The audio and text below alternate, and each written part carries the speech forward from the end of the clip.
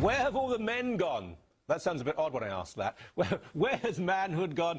Well, let's ask Betsy Hart, who is a writer and a broadcaster, a frequent guest on CNN and Fox News. She's in Chicago, a great city now. Welcome to you. Merry Christmas.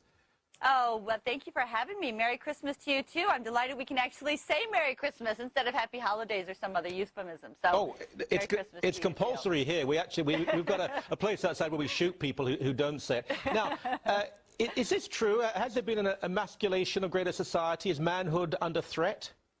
I think it is under threat, Michael, and there's a couple of big hints to that. Not least of all, it's something a lot of people, at least here in the States, are talking about.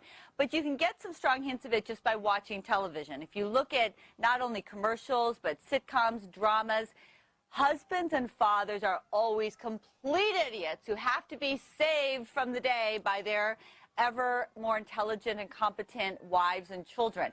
And that's just one example of sort of the dumbing down of manhood we have, where it's sort of this, what I've come to call the man bad, woman good view of the world. And it's really unfortunate because then we find a whole lot of guys are playing Xbox in their parents' basements at the age of 26 and 27 instead of growing up and starting families, and it becomes this very difficult catch-22. It's very true, I have to say, and I don't have any particular agenda in terms of men's issues, but for years now on TV, the father is sometimes a nice, kind figure, but he's bumbling and he gets it wrong. And it's always the mother who says, unless he's a single father, which hardly ever happens, but the single fathers, they're okay, but otherwise he's a bit of a clown, isn't he? Yes, and even then, he sort of needs the women from the neighborhood to show him how to raise his children and so on. Yes, and then when you do see the more masculine qualities portrayed, it's very often in a very negative way. I mean, he's too competitive, and certainly he doesn't share his feelings enough. And we all have seen the shows, right, where you have these talk shows and the women are talking about their horrific boyfriends who aren't sensitive enough and don't care about their feelings and, oh, those awful brutes. But if those brutes were coming on and talking about their wives and saying, you know what, she's just not having enough sex with me, well, we can't have that discussion, or she's too sensitive, or she's too emotional, well, that's off the table. Everybody has to look one way more and more culturally, and more you have to look like a girl. And I think it's so unfortunate we're feminizing men instead of civilizing them, which has historically been the role that women have played. Now we just kind of want to make men into our best girlfriends, and I think it's very destructive for culture and family. Now, this is good. I'm not going to talk about she's not having enough sex with me, because my wife might be watching, and it really will be a problem. But the idea of looking like a woman. Now, it's one thing to be groomed, to make sure that you don't smell bad. You know, I mean, I put on colognes and stuff like that. But there has been this tendency to almost blur the genders, where men, I don't mean they walk around saying, look at me, we're holding their muscles up, but they have become effete. Yeah, we definitely have gotten into this sort of, this melding, if you will, this homogenized look that I think is not necessarily particularly attractive. I tend to like manly-looking men. But maybe that's just a signal of some other things that are going on in the culture when we really are sort of not valuing the more traditionally masculine qualities. And there's some reasons for that don't have to do with feminism. I mean, we do have a economy now that really is beneficial to multitasking. It's more service-oriented. We don't physically need the brawn that perhaps we once did. Women are excelling in high schools and colleges, at least here in the United States. There's this phenomenon of the supergirl and all kinds of questions about where are the guys on college campuses, because it's the women who are applying more, getting in more, and then doing better once they get there. And the women tend to now, in most major cities in the United States, on average, young women are making more than their male counterparts, and on it goes. So some of this has to do with economics. Some of it has to do with a very feminist agenda that says the traditional male qualities of being competitive, of being a little more stoic, not always being so verbal, etc., are bad qualities. Instead of what we once understood, which is that men and women typically are different, and that's a good thing. We complement each other. Less and less today, I think we're accepting of that. That has implication for families and communities and children, and a lot of women who are single because they can't find good guys to marry. But it's also the notion of sacrifice. It sounds archaic now, but if a ship was sinking, women and children first, which one feminist in this country said she thought was akin to hate speech, which is quite... So, yeah, I mean, now if you were on the Titanic, there wouldn't be that chivalry. There would be everybody for himself, right? And one of the reasons that's important, Michael, is because we used to understand that men are typically physically stronger and more aggressive. They have all that testosterone. Yeah. They can either channel it for good when it comes to women, caring for children, providing for a family, or they can channel it for ill. And that's why the vast majority of people in prisons are men, and they're single men, because they've not channeled their aggressiveness rightly in a way that's helpful for society and for the culture and for the community. They've channeled it destructively. Well, now we have a lot of guys who just aren't channeling it at all, and we have a huge proportion. The latest check was around 25% of people in their mid-20s are living in their parents' basements. Most of those are men. They're much more likely to be living at home than women. And so then women are excelling in the world, and they're turning around and wondering about where all the good guys are. I think there's a lot of ways women play into this. And one of them, no doubt, is that women have become so sexually available outside of marriage, there's not as much reason anymore for guys to get married and have families. So that's another way that feminism, while it's done some good things, has really led to a whole lot of women in their 40s looking around and saying, where have all the good guys gone? Yeah, I mean, there's probably not a man over the age of 35 who hasn't come across attractive, lovely, bright women in their 40s who say, I can't find a guy. I mean, that's absolutely true. I mean, there are legal consequences too. There is now an assumption within the legal system in Canada, I think the US is the same, that when it comes to a custody dispute or a separation, the father, I mean, I think invariably the mother probably should have custody, but the father is barely to be considered. If there's violence in the home, even if they've hit each other, it's the man who has to be punished. I think that's part of the consequence of this, isn't it? Yes, we do see, and it is reflected, I think, a lot in our court system, a presumption of guilt on the part of men when it comes to pretty much anything. I mean, when it comes to relationships, it seems more and more. It's always the fellow who wasn't listening. It's always the fellow who wasn't communicating, and on it goes. And in the court systems, I mean, you can hear horror stories on both sides, that women have really taken advantage of this.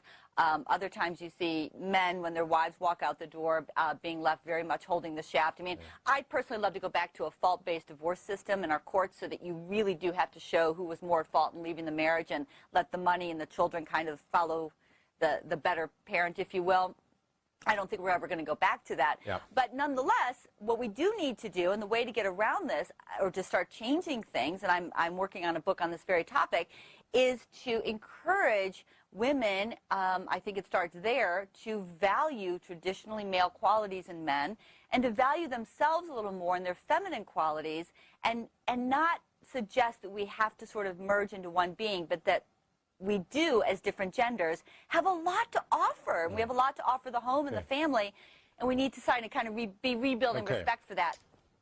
All right. I'm going to be a man here and say, you've got to be quiet now, because we've got... It's a real pleasure. Love to have you back on the show. That was terrific. Great. And again, have a wonderful Christmas. Thank you so much. Oh, thanks so much. Merry Christmas. This, my friends, is how easy it is to sound pro-male these days. I mean, here we have a woman, obviously of the social conservative persuasion, who speaks in such a way that one would think, or should I say to the untrained ear, one would think was pro-male. Yet this woman, make no mistake about it, is a bigot, as bad as the most vile feminist, and in some instances, her ilk is even worse than the worst feminists out there. Why? Because her misandry is much harder to detect. Her misandry is wrapped up in and optimized to appeal to the primordial parts of the male brain. Her misandry exists curled up in a chivalrous, hind-brained male blind spot where the male rationality and logicality cannot permeate. This is evidenced by the matter-of-fact tone in which her and her white knight interviewer calmly, as if the topic of discussion was a routine weather forecast, discuss how men have lost their chivalry by refusing to die so that women may live on sinking ships. This is the modus operandi of the other feminism, the other side of the coin. I'm not going to call it traditionalism and white knighterry. It's simply another form of feminism, since what feminism is merely a vehicle for female advocacy that acts on behalf of women. Feminism is the female herd desire for protection and provision, combined with a jealousy of the ones which provide that protection and provision. Feminism is active misandry, and traditionalism is its passive counterpart. Traditionalism is an indifference and entitlement toward male suffering, while feminism is a pursuer of it. In traditionalism, we see this detached female advocacy at all costs whenever these conversations of sinking ships and what men should or shouldn't do in the event that they find themselves on one come up. You know, I've described it as misandry above, but it should be noted that this misandry is a cold, detached one. I mean, we don't see a seething hatred here of men, but we see a hatred of entitlement. This woman considers men to be such a lower form of life that it never even occurs to her that men want to live just as much as women do, that they may not want to die for some archaic rules of gender conduct, that they have minds and souls and dreams of their own. All we see is this oblivious female dullard and her white knight protesting that men aren't acting like the utilities they used to be. Again, feminism is about female supremacy, but traditionalism is about female superiority. Superiority of the kind that a princess daughter of the nobility would view a commoner blacksmith who's highly experienced in his trade. Now this blacksmith produces. He's skilled, he's knowledgeable in his trade, he's valuable to society. He will, in the course of his lifetime, fashion countless artifacts of productivity and contributions in the form of a real, tangible product. He is orders of magnitude more useful to society and to nobility and to the marketplace where his goods are sold than the pampered princess who, by virtue of her nobility, considers herself inherently, even infinitely superior to the blacksmith. As far as she's concerned, the blacksmith exists solely because she might expect a level of craftsmanship in the metal that her harps are made of, that only the blacksmith can provide. And so if the king's decrees ever make it so that the blacksmith simply cannot afford to make harps anymore, she will appeal to her father, the king, to change his decrees. She cares nothing about the well-being of the blacksmith, or the sulfur he inhales in a process of metallurgy that gives her harps just the right harmonics that capture her fancy. She doesn't have an interest in the well-being of blacksmiths, but an interest in what blacksmiths do for her and her harps. Any intervention on her part on the side of the blacksmith might be received with great pleasure by the blacksmith. I mean, he may say to himself, look at the quality of my product, that the princess would take note of the lacking created by the king's decrees that made it too costly to create harps as I once did. He might swell with pride, and deep down he may even convince himself that the princess actually appreciates her loyal and lowly blacksmithing subject. He might tell his son, the next in line to pick up the trade, that one day this princess of the people will be his queen, and that he should never forget the attention once visited upon his father by the honorable princess who took note of his work and argued to the king himself on his behalf. Throughout all of this, of course, the princess will have always seen him as an insignificant peasant who exists to toil over scalding flames day in and day out so that she can play her little instrument, and that's all he'll ever be to her. And yet, convincing the blacksmith otherwise can often end up becoming an exercise in futility because it's what he wants to believe. He hates thinking that in the eyes of the princess, he may as well be an insignificant, albeit useful insect. And this is what traditionalism is. This is what social conservatism derives from. The female, her pedestalization, her feigned helplessness, and the man's desire to believe he's just that strapping singular example of manhood for the job. He's the only one that can step up to the plate and help these innocent Rapunzels who dangle their hair from the towers so that men can come up and slay the dragon. This is a process by which men ceremonialize their own enslavement. If you need men to die for you, tell those well-meaning fools that they can have meaningless trinkets pinned on their lapels for acts of military bravery. That'll make them feel better about it right away. You're still asking them to die, of course, but at the very least they can feel, I don't know, accepted. I still haven't figured out the motivations myself, but the point is that this is how the type of conversation that you just witnessed in this video has been allowed to become commonplace. I mean, it's such an amazing feat of cognitive dissonance that we just ignore this, that it would do us all a lot of good to say out loud what was actually discussed. I mean, let's just say this out loud here. What was said here is that the proper codes of conduct for humanity, the proper deal brokered between the genders, is one where men should feel compelled, like mindless lemmings, to drown, to die, so that women may live, with no other justification other than women are women and men are men. And that is violence. That is akin to saying that Asian people should die whenever white people or black people or Hispanics are in danger of dying, simply because, well, just because. Now people try to explain it away with evolutionary psychology. They say, look at nature. It's full of male disposability. Leaving out the fact that, of course, we created civilization, an artificial construct very distinct and separated from the chaos of nature, where we have philosophized and built rights that would never really exist without the artificial enforcement of civilization. We see this constant citation of the animal realm to justify male expendability, a realm which has no justice and no entitlements and certainly no rights. You see, when women stand to gain from male blood and sacrifice, we point right back to the animal barbarism we came out of. We ignore, almost as if by magic, the last 5,000 years of striving for civility, and like savages, we say, well, look at nature. It's everywhere in nature. In an instant, we're savages again. I mean, it's the way of the world. Men have always been disposable and always will be that way, so drown, you disposable fuck. Drown and like it, it's just the way it is. Of course, rape happens in nature all the time. And when it happens to women in human civilization, we go back to justice and liberty for all real fast then. And we, of course, should. I'm not saying that we shouldn't.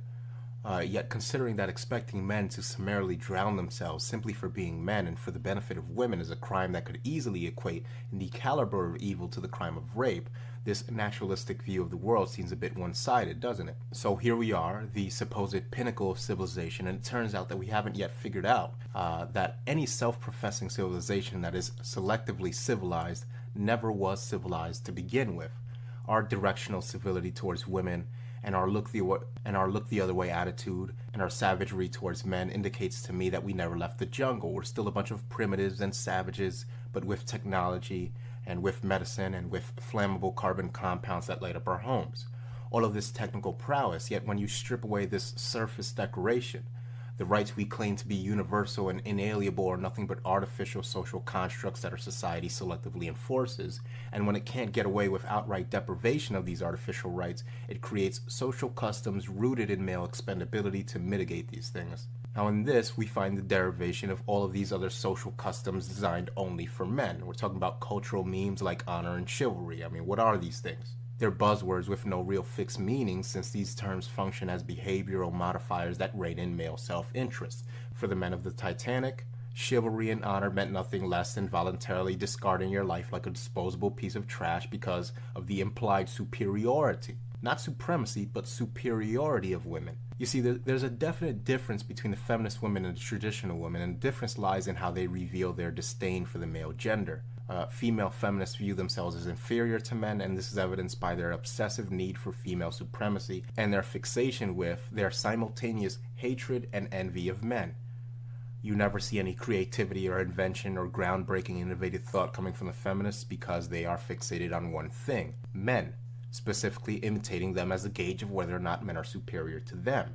Now, in the perception is reality world of female thought, they don't care if they have to use affirmative action and women's only college grants to do it. They worry only about being perceived as being equal to men, or at the very least creating an environment in which political correctness silences any discussion of any kind of male excellence they can't compete with. These are the actions of a child with full power to handicap an adult she's obsessed at imitating, but feebly grasping somewhere in her mind that she isn't an adult, and so she hates the adult she so desperately wishes to emulate because even with all the handicaps, the adult still excels. Feminists seek to dominate men, and the need to dominate always comes out of a position of fear and weakness. One does not seek to dominate an irrelevant non-factor, one dominates what they feel threatened by.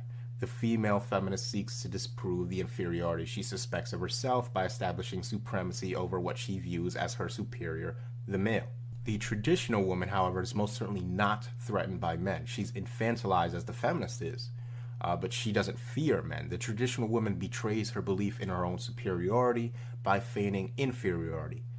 She sees herself as superior to men. She sees herself as existing to be served by men. She doesn't dwell on the superiority she believes herself to have. This feeling of superiority is as drilled into her as much as the conditioning that boys receive from the earliest ages, telling them that they must serve and protect for women at all times.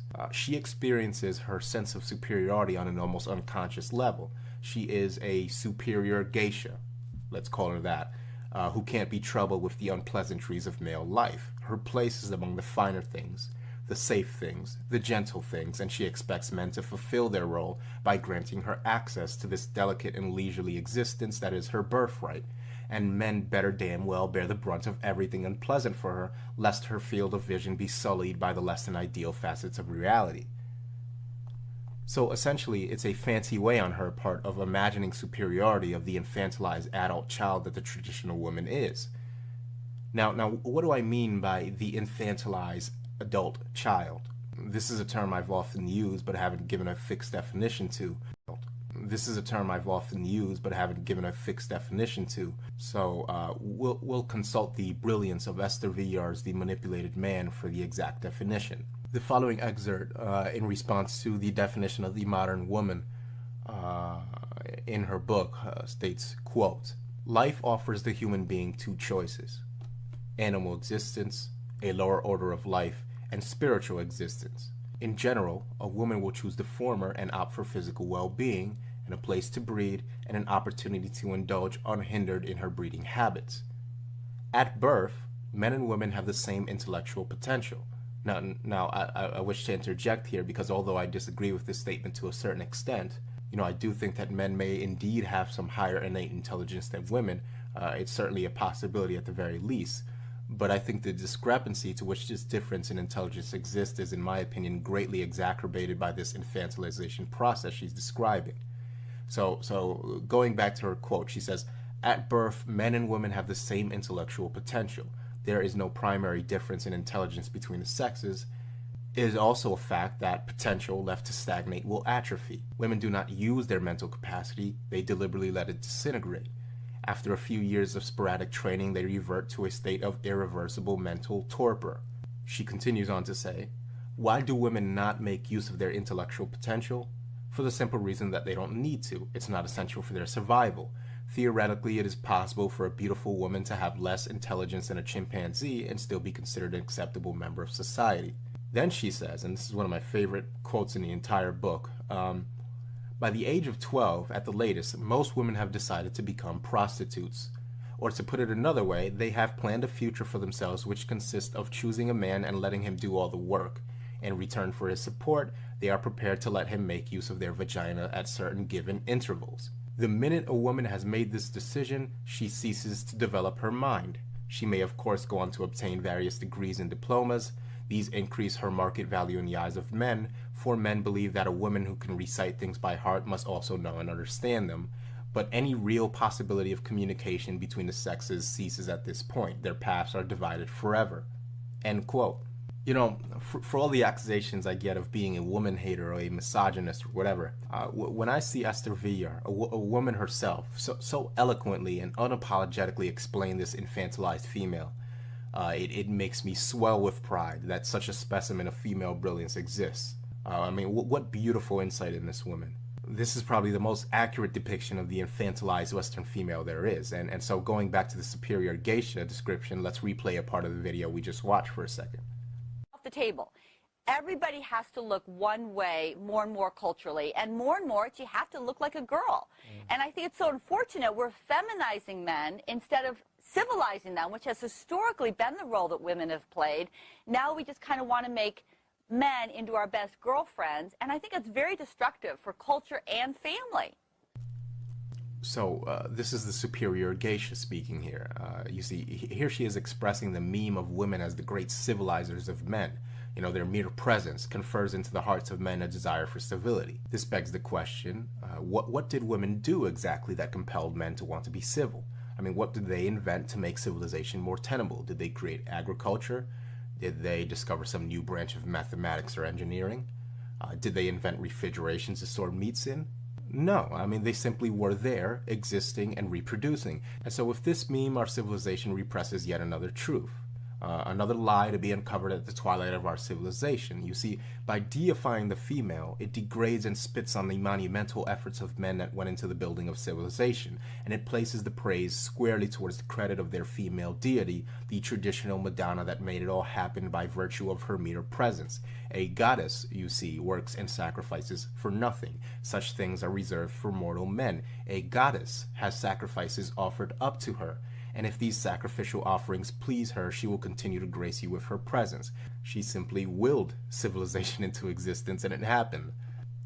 And one of the reasons that's important, Michael, is because we used to understand that men are typically physically stronger and more aggressive. They have all that testosterone. Yeah. They can either channel it for good when it comes to women, caring for children, providing for a family, or they can channel it for ill. And that's why the vast majority of people in prisons are men. And to the sinners, the ones who didn't pay their tithes of protection and provision for families and for women and children, we see the goddess has passed righteous judgment. You see, men that aren't providing and protecting for women revert back to the savage animals they were without them. And that explains why so many men are locked up in prison. I mean, it has nothing to do with a privatized prison industry that makes it an endeavor of business to lock up as many men as possible. Nothing to do with a drug war that arrests male nonviolent offenders in the majority. Nope, we just haven't been providing and protecting for women, which is of course the sole purpose of male existence, you see.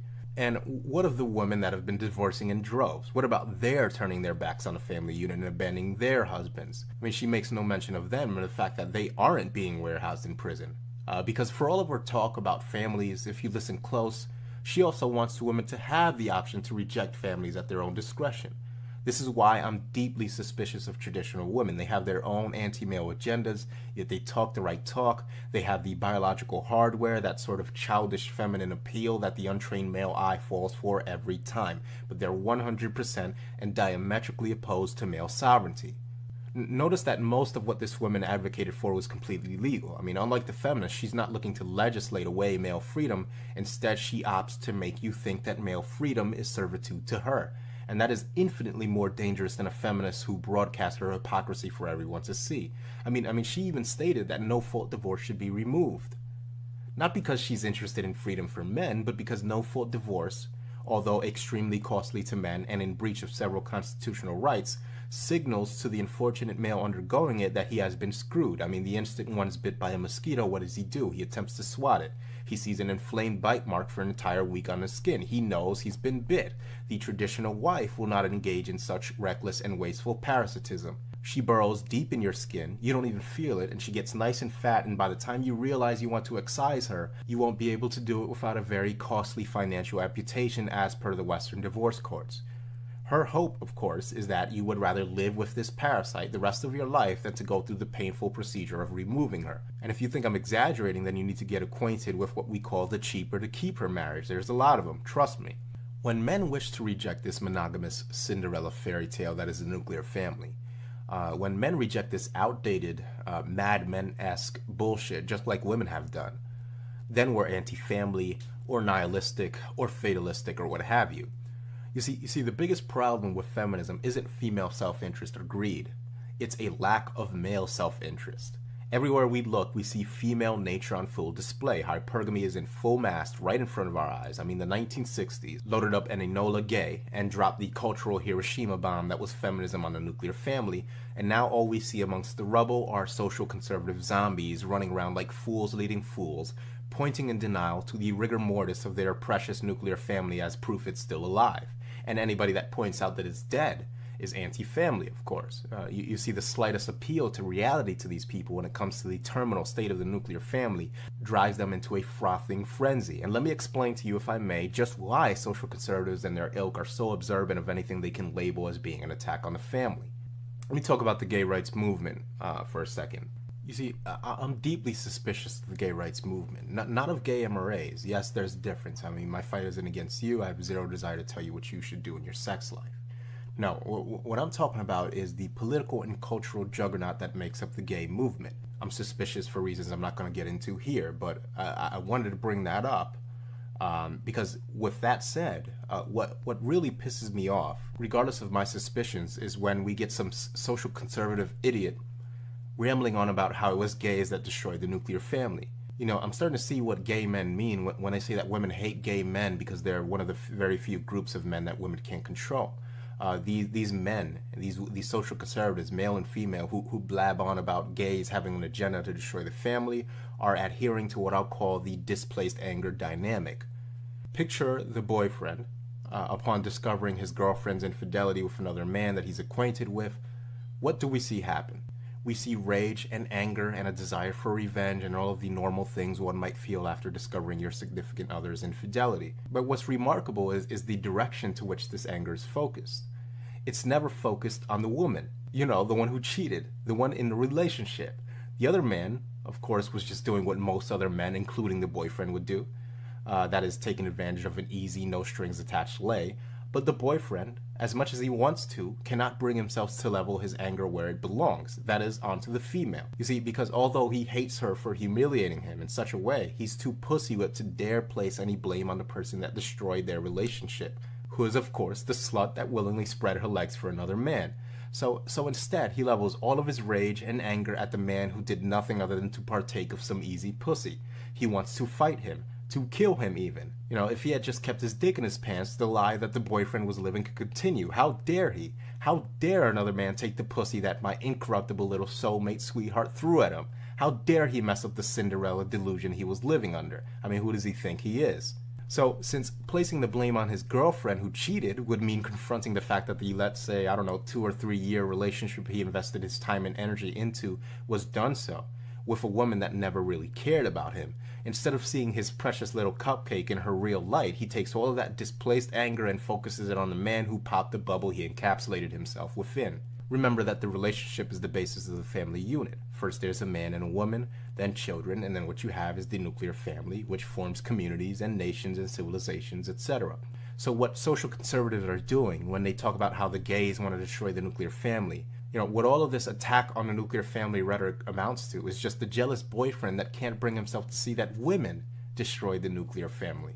That's right, women destroyed it. And instead of pointing to gay people, or Marxism, or feminism, or MTV, or Generation XYZ, or rap music, or leftism, I'm going to point to the fact that 75% of the divorces that comprise the 50% of marriages that end up in it are initiated by women. Did the leftists put guns to these women's heads? Did a bunch of leftists forge the signatures of the millions of women that divorce every year? Did the state make them sign on a dotted line by gunpoint? The answer is a negative. One can make the argument that women were given financial incentive to leave their marriages via divorce, but that would just leave us with the stark reality that the nuclear family, via the bribing of its female component, can be coaxed into its own self-destruction. Doesn't sound any better to me. Now, since uploading my Traditionalism is Nothing But Business and the Bottom Line video, which is in the description box, I've waited patiently for anyone, even one person, to explain away this simple fact that the moment women had the opportunity to drop the nuclear family and find provision elsewhere, they did it in droves. Not a single person. For all their talk about Marxism, for all this talk about men going their own way being anti-family, we still have yet to see even one person explain this little pesky detail away. Instead, they choose to live in this queen has no clothes mentality, pretending that women had nothing to do with a full-on divorce epidemic that they initiated in the majority. And so they erect this fantasy around themselves. It's like, you know, what a shame that our queen is walking around in view of all of our subjects in the middle of the town square and the markets where the denizens of our rival nations trade with us here, and she's stark naked. I mean, we're a laughingstock. This must be rectified. Let's blame our garment industry. Surely the queen wears no clothes because the garments we produce aren't up to our standards. If we just make better garments, surely our queen would don the proper attire. Surely this was all done on the part of the garment industry as an attack on our queen's character. Damn those garment makers. Damn them and their evil plot to corrupt our queen. All this time, it never occurs to them that the queen, even before she became the queen, was a nudist by her very nature, and after becoming the queen, knowing that she could walk the streets nude with impunity, decided that she should show the world the way she really is. What she always has been, instead of keeping up the illusion her subjects have built around her. And so it is with the nuclear family. Women have shown us so many times that they aren't interested in being part of the nuclear family and will remain in them only for as long as more lucrative options remain unavailable to them. And these social conservatives, seeing their family unit going down in flames like the Hindenburg, need some great evil to point to, some great boogeyman. You know, damn those leftists, damn Marxism, damn them all to hell for corrupting our innocent women, damn them for giving women no choice but to divorce us in mass. If it wasn't for the Marxists, women would have never been manipulated into abandoning their families. Damn them. You see, the question of whether or not female nature is insurmountable never was the question at hand. You know, my detractors love to repeat this meme in a rather childish attempt at radicalization typecasting, but that was never the question. The question to be asked is not whether or not women's hypergamous nature can be checked for the purposes of building a sex as a reward-based civilizational model. The appropriate question is whether or not the correct approach going forward is the current one of de-incentivized female hypergamy. You see, our civilization and all of these amazing accomplishments and technological marvels we've achieved is due in large part to the harnessing of the male drive to reproduce. The vector for this harnessed energy is the nuclear family unit. The nuclear family unit, when stripped down and put under a microscope, is an arrangement of prostitution. Whether we want to face that uncomfortable reality of society remains to be seen, but that's what it is in its elemental form. Now, we accessorize it and we aestheticize it in hopes of masking the nature of this arrangement. And we've done that by wrapping it up in love and feelings and all these kind of buzzwords, you know, these intangible words we use to explain the chemical cocktails that flood our brains during courtship.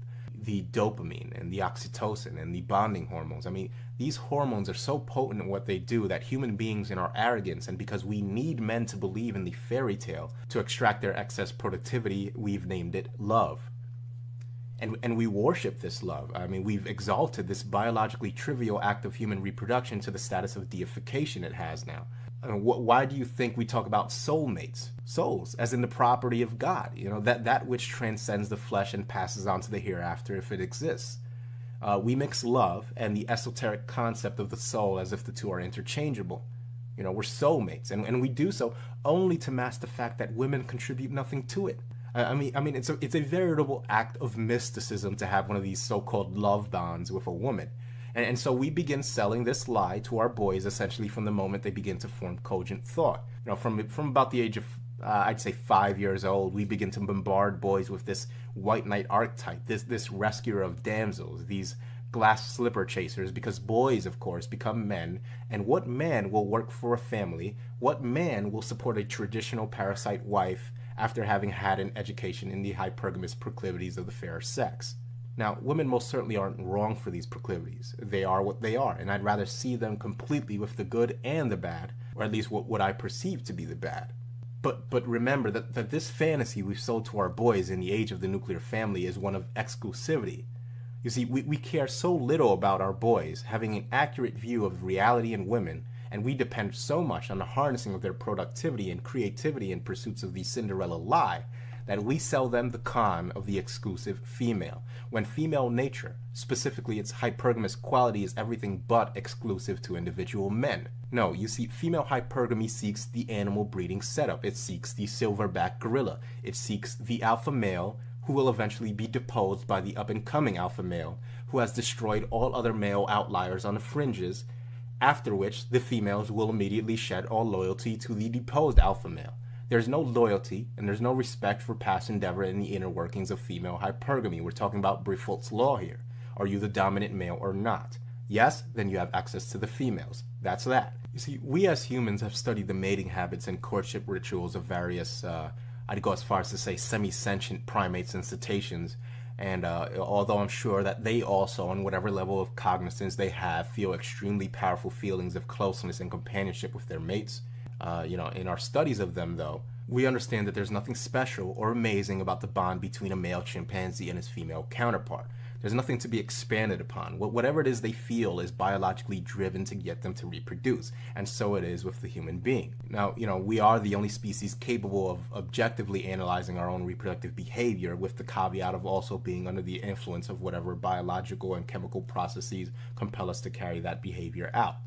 And yet, instead of objectively analyzing it in cold, hard scientific terms, we've opted instead to tell our boys that it's some act of communion with some abstract love deity. You know, that every couple's so-called love is unique and special, and under this false pretense, we erect entire civilizations and we watch them grow and flourish off the backs of men that were since childhood made to think that they desperately needed to commune with this love deity through their very own incorruptible, perfect Aphrodite, a goddess of his very own, who, by the way, even though she's a goddess, won't be able to pay her own bills and sustain herself in any meaningful way.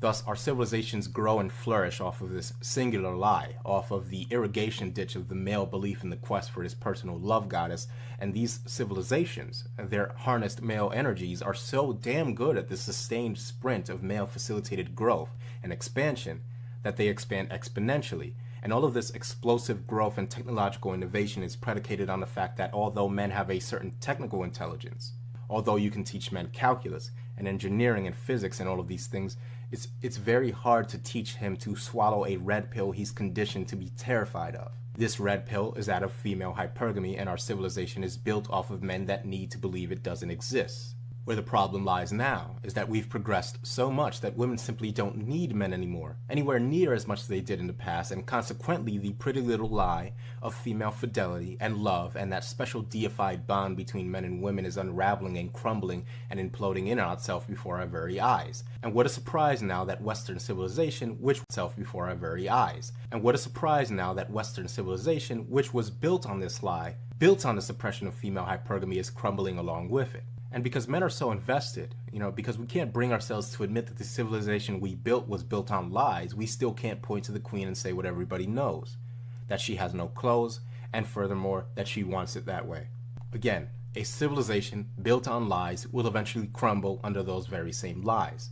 A civilization built on the purposeful ignorance of hypergamy will eventually crumble when enough men rediscover it.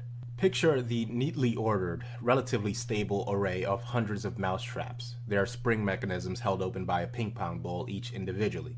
Imagine all of the work that went into carpeting a floor with mousetrap after mousetrap, and imagine how time-consuming it was to pry them open and keep them open, each with its own individual ping pong ball. And then imagine this array as the collected works and achievements of Western civilization. Let's say that one of these mousetraps represented the advancements of female birth control, technological advancement and mechanization, and with these advances comes one revelatory, free-flying ping pong ball out of the ether, representing female hypergamy reassertion. What happens when just one free ping pong ball is introduced into the system, our metaphorical dollop of unignorable female nature? What happens? Well, the first mousetrap is sprung, the ping pong ball goes flying and it hits 2 other mousetraps, that one hits 4, the next hits even more, and exponential chaos always ensues. So again, a civilization built on a woman as reward system, which also chooses to remain willfully ignorant of female hypergamy, which cultivates in its men and boys a belief that women view men in a way that they're just not biologically programmed to do so, is flirting with and will eventually fall victim to civilizational collapse. It makes you think, what sad little people that lash out at everything around them, desperately looking for a scapegoat to satiate their displaced anger. You see, I'm not even angry at women for rejecting the nuclear family in droves once the opportunity allowed it. As I've said plenty of times before, I'm glad that women did this. Not about the money and children they confiscated in divorce. That, of course, was pure evil. But I'm happy they did it because it destroyed the little fucking dream world we were living in. And because I believe that in a society where women aren't coddled like helpless children, where their actions are linked to consequences, they can and will shake off the infantilization of women that the modern nuclear family breeds. And they just may emerge out of it, and this is the great fear of the social conservative. They just may emerge as fully independent, autonomous beings with their hypergamy intact. The social conservatives' main concern has never been for men, but for whether or not women still need men. They are purveyors of the woman as the male's life mission and reward motto, and so when men no longer wish to carry women, and when technology and mechanization creates a reality of constantly decreasing need for the provider male archetype, we see a cascading rejection of the traditional family unit. We see cascading divorce is what we see happen. Now again, it's never been a question of whether or not women can be given incentives to curb their hypergamous instincts. The question is whether or not they should be. Social conservatives are terrified of a non-infantilized, independent female willing to provide for herself whilst having her hypergamous instincts still intact. That's what this is about, a fear of the unbridled hypergamy that will arise out of any society where women are expected to do for themselves. You see, whatever will replace the dead conventional nuclear family is something that will involve men taking into account an honest view of female hypergamy instead of this delusional motto where men believe their little special soulmate really truly loves them, and where women are required to pretend their hypergamy doesn't exist and that their reproductive habits aren't dictated by male status and money and the like. What replaces the dead nuclear family will be a demystified and scrutinized transactional and reality-based arrangement where men and women, but specifically men, are under no false illusions about what's happening. It will not be deified. It will not be viewed as some ethereal bond between men and women. It will be viewed through a crystal clear lens of resources for access to sex and reproduction. Reproduction then will be commoditized, and so will sex. Prostitution will be legalized, and so will surrogacy. As simple as that. When the reality of the male-female sexual coupling becomes the default, only then will we see men and women in the right reality-based frame of mind to form something more significant. than the traditional and conventional family unit. Until then, it'll just be the lie it is today. Now let's talk about women in politics and the current, left-right debate within the men's rights movement. We've seen plenty of right-wing politicians in the last 50 years or so since feminism first hit, and feminists haven't backed down from a single one of them at all. You see, women practice identity politics. They're not worried about winning political battles with men who refuse to do the same. No, you see, to many men, the men's rights movement is about an extension of a current political typhoon struggle between the left and the right, and how every MRA should pick a side and get on board already. They're not about men's rights and issues. A men's rights issue is, for example, the right for infant boys to not be circumcised, or the right as a man to face one's accuser during a false accusation of rape. Men's rights is about rights or the deprivation of them which affect men in the majority. Because I got news for you. If you examine the various freedom-shredding legislations that have been passed not only in America but worldwide since 9/11 alone, if you examine the various executive orders by the Bush administration, the Obama administrations, you're left with a massive, an absolutely massive body of legislation to rectify. It all boils down to this contingent of largely right-wing, fake conservative men that do not want to see men self-interested. Meaning that blacks and whites and women and gays and atheists and Christians and Muslims can and most certainly will fight for the civil rights issues specifically benefiting their race or gender or sexual orientation or religion or lack thereof. But men, though, we have to be worried about every other political group's grievances as well. We have to play fair according to their own definition of fair, because fairness, of course, is dictated by what all other competitors are allowed to do. But no, we have to play by our own rule sets because, I guess we have honor, that thing that leaves us on boats to drown while everyone else lives. Feminists are not afraid of men in their political parties. They laugh at men in their feeble attempts to battle them on the political theater. Women don't fear politicians. We're talking about 51% of the voting bloc who happen to live longer lives with which to vote in, which are also biologically equipped and predispositioned towards getting men to protect and provide for them. You MRAs admittedly have your work cut out for you, and I wish you the best of luck. Now, I've given in previous videos what I believe to be the most efficient political approach. That's class action lawsuits against all legitimate forms of discrimination against men, guerrilla warfare, isolated legal actions that target specific instances of misandric human rights violations that cannot be reasonably defended in the court of law. We're talking about a campaign of purposeful pursuance of pro-male legal precedents that do not violate the rights of women. Instead, the course of action being put forward is the impossibility of dismantling an entire feminist and even larger liberal political infrastructure, a process that will manifest itself, according to GOP infiltrators, by voting politicians like Mitt Romney into office. Well, that should work just fine, shouldn't it?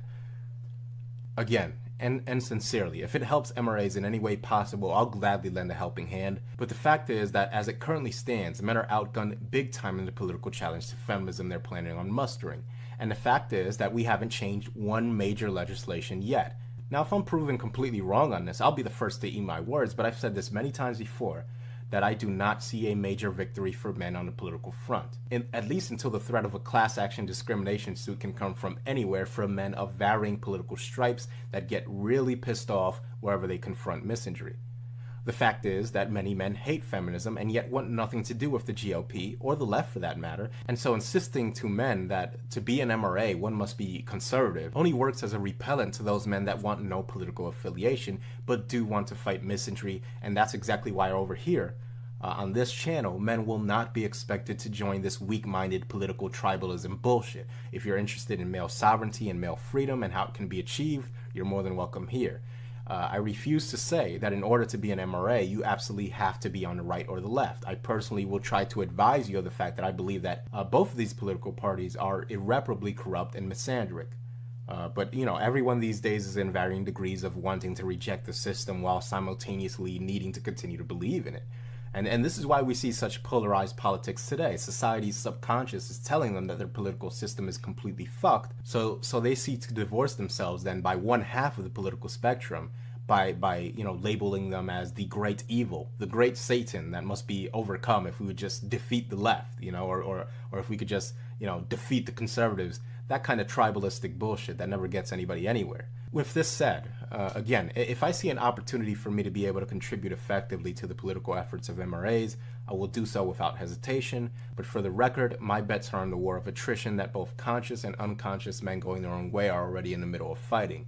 And my mission is to get as many men as possible to eschew traditional provider roles and traditional societal expectations for men. Now, while it's true that going your own way is an individualistic term varying from man to man, but it's pretty much common knowledge that many who have chosen to go their own way have a shared anti-traditionalist bent, and this is what I wish to focus on, not politics as far as I'm concerned. The question of whether or not women can be effectively opposed politically should be asked. Women who are far removed from any pretense of political fairness stemming from our society's embracing of female dysfunction, one of the many tariffs that a society which chooses to infantilize its women must pay. But because of these dysfunctions, we end up having a population of female children holding the immense powers of reproduction and their equally potent votes. The Twilight Zone episode of the child who could kill you just by thinking it if he read your mind and figured out you were thinking bad thoughts about him comes to mind. Women have this immense power and the reasoning capacity of children because they're cultivated to. And so in asking whether or not they can be politically opposed, you have to take note of the fact that political society throughout the political spectrum has decreased expectations of women and regards them with the full benefits that childhood offers in terms of consequences and responsibilities, or more accurately a lack thereof, and at the same time upholds their very adult rights and privileges, and that little cocktail forms an impregnable juggernaut where one's own political soldiers will refuse to fight for you if you're perceived to be bringing out the big guns against women. If you attack women politically with the same ferocity they've attacked men with, then expect a backlash from your own political allies. I mean, it's amazing to watch. As a matter of fact, I've even seen MRAs categorize women as inanimate objects, that men going their own way focus too much on women and that women should be looked at as some sort of force of nature to be managed, or even a figurative inanimate forest or mountain. I've seen some liken women to a wild tigress. I'm not making this up. A wild tigress that can only be expected to attack. And that's how they justify their whole let's blast women back to the 1950s mentality. All of this, of course, is designed to portray women as innocents, lacking in all agency and responsibility. Because, of course, mountains and tigers don't vote, they don't divorce, they don't make false domestic violence accusations, and they don't take your kids. This is the political outlook of some MRAs. What do you think you're going to encounter in the chivalrous blue pill world of left-right politics? Let it be recorded here for posterity, and so everyone knows when and where it was said, that if men do not begin to see themselves as a political class, if they do not identify as a political group that is willing to pursue the rights and interests of men unapologetically, their political attempts will be utterly futile and dispatched effortlessly by the forces of politicized feminism and chivalry. Point blank, full stop. I'm making that prediction right here and now. With that said, I wish to reference the quote on the gateway to hell in Dante's Divine Comedy. Abandon hope, all ye who enter here. Now, I'm not talking about comparisons between hell and Western civilization. My referencing of this quote has nothing to do with hell at all, and everything to do with letting go. I mean, just letting go.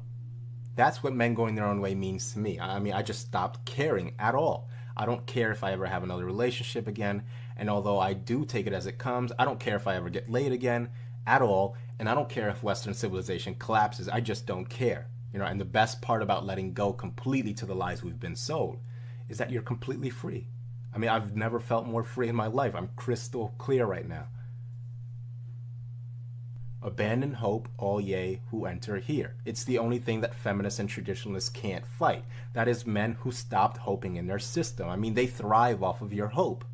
Your talk of politics, they can smell the hope on that. They can smell the rancid belief in their system. The system where women in the state will always hold more authority than men do. And again, if this sounds too cynical, I welcome and will even help MRAs to prove me wrong, even if I believe it to be an ultimately futile gesture. I'm more than capable of exerting the required effort behind MRAs to help them see that the political system is just too far gone. I want to point out that the only act on the part of men that has drawn any introspection from the current male-female gender dynamic is one of passive resistance. You'll notice that traditionalist women like the one in this video aren't the only ones talking about where have all the good men gone. Feminists have posted numerous man-up articles themselves. It's the only thing that actually seems to register on the radar of both traditional women and feminists that something's very wrong here. And this is an act of attrition. The marriage strike is a men going his own way discipline. We know that many of the men avoiding marriage and consequently avoiding the liability of an infantilized female along with her legal property, that is the children you'll give her.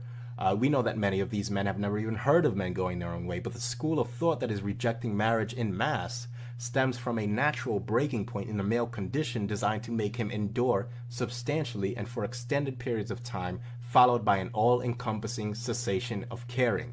A Rubicon point, if you will, of no longer giving a fuck, which once passed cannot be regained, which is also organic and walks in lockstep with men going their own way philosophy. And that, I think, is where the advantage lies, because in order to become a men's rights activist, for example, one must know that a men's rights movement exists. You know, I think at the very least, men are highly unlikely to start fighting for men's rights all of their own accord, without knowledge of a men's rights movement. But if men look around them at a world where gender interaction is defined by the parameters of Briefalt's law and hypergamy, and divorce and rampant unrestrained female sexual license, which again I have no interest in controlling, but if men look around them and see all of this divorce and see other men getting burned or being in miserable relationships with parasitic female ingrates, then they'll shut off in exactly the same way someone like me, who's cognizant of men going their own way as a name attached to this male shut-off mechanism, they'll shut off in the same way that I did. This is why it's so important, as far as I'm concerned, to explore what catalyzes this male shut-off holding pattern. This is why it's so important to take a biological and anthropological look at what exactly causes male apathy as it relates to women.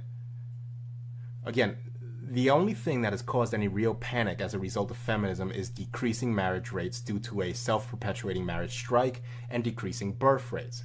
So for all of this talk about political solutions, the only time that the feminist media seems to give any attention to what's going on is when what is largely a men going their own way approach, one of attrition and starving the machine and refusing to be the upholders and, more importantly, the maintainers of families and marriages, then we see them panic with their "where have all the good men" articles. So in my opinion, it will be the men that have simply voted with their feet that will continue to drive down the marriage rate, that will continue to drive down the birth rate far past their already unsustainable levels, and that is ignored at the consequence of civilizational atrophy and death. That's all I really got to say for now. Thanks for listening.